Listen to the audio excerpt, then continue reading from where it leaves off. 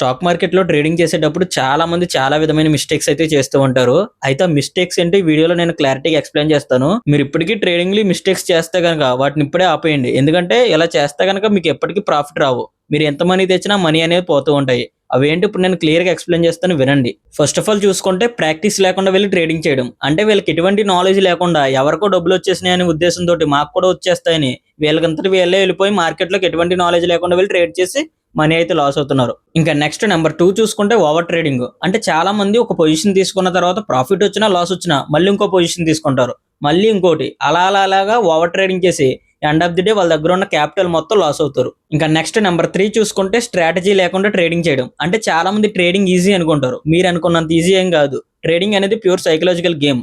దాంట్లో మనం సర్వైవ్ అవ్వాలంటే మన దగ్గర స్ట్రాటజీ అనేది ఖచ్చితంగా ఉండాలి. అయితే చాలా మంది స్ట్రాటజీ లేకుండా మార్కెట్ లోకి వెళ్లి ట్రేడ్ తీసుకుని మనీ అయితే లాస్ అవుతున్నారు. ఇంకా నెక్స్ట్ నెంబర్ 4 చూసుకుంటే మనకు లాస్ వచ్చిన ట్రేడ్ ని ఇంకా కంటిన్యూ చేయడం. అంటే చాలా మంది పొజిషన్ తీసుకున్న తర్వాత పొజిషన్ అనేది లాస్ వచ్చిందనుకో అది ఇంకా రికవరీ అవుతుందనే ఉద్దేశంతో దాన్ని ఇంకా కంటిన్యూ చేస్తారు. అంటే మన స్టాప్ లాస్ వచ్చి హిట్ అయినా సరే ఆ స్టాప్ లాస్ ని ఇంకా కిందకెట్టి ఆ ట్రేడ్ అయితే కంటిన్యూ చేస్తారు. ఇలా చేసి ఎండ్ ఆఫ్ ది డే ఆ చిన్న లాస్ కాస్త ఇంకా పెద్ద లాస్ చేసి అప్పుడు మార్కెట్ నుంచి ఎగ్జిట్ అవుతారు. వాళ్ళ దగ్గర ఉన్న మనీ అంతా లాస్ అవుతారు. ఇంకా నెక్స్ట్ నెంబర్ 5 చూసుకుంటే మనకు ప్రాఫిట్ వచ్చిన ట్రేడ్ ని సకంలోనే కట్ చేయడం. అంటే చాలా మంది పొజిషన్ తీసుకున్న తర్వాత ప్రాఫిట్ అయితే వస్తుంది. అయితే కొంచెం ప్రాఫిట్ రాగానే వెంటనే ఆ ట్రేడ్ నుంచి ఎగ్జిట్ అయిపోతారు. ఎందుకంటే వచ్చిన ప్రాఫిట్ ఎక్కడ పోతుందనే ఉద్దేశంతో వెంటనే ఎగ్జిట్ అయిపోతారు. ఇలా చేస్తే కనుక మీరు ఎప్పటికీ బిగ్ ప్రాఫిట్స్ అనేవి ఎర్న్ చేయలేరు. ఎందుకంటే మీకు వచ్చిన ప్రాఫిట్ ని సకంలోనే కట్ చేస్తున్నారు కాబట్టి.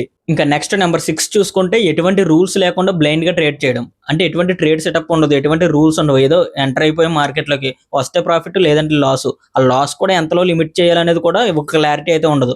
ఎటువంటి రూల్స్ లేకుండా ట్రేడింగ్ చేసి end of the day money అయితే లాస్ అవుతూ ఉంటారు. సో ఇవి ఓవరాల్ గా మెయిన్ మిస్టేక్స్. ఇంకా చాలా మిస్టేక్స్ అనేవి ఉంటాయి. ఇవి మెయిన్ గా చేస్తూ ఉంటారు. అయితే మీరు ఈ మిస్టేక్స్ లో ఏ మిస్టేక్ అనేది ఎక్కువగా చేస్తున్నారో కామెంట్ సెక్షన్ లో కామెంట్ చేయండి.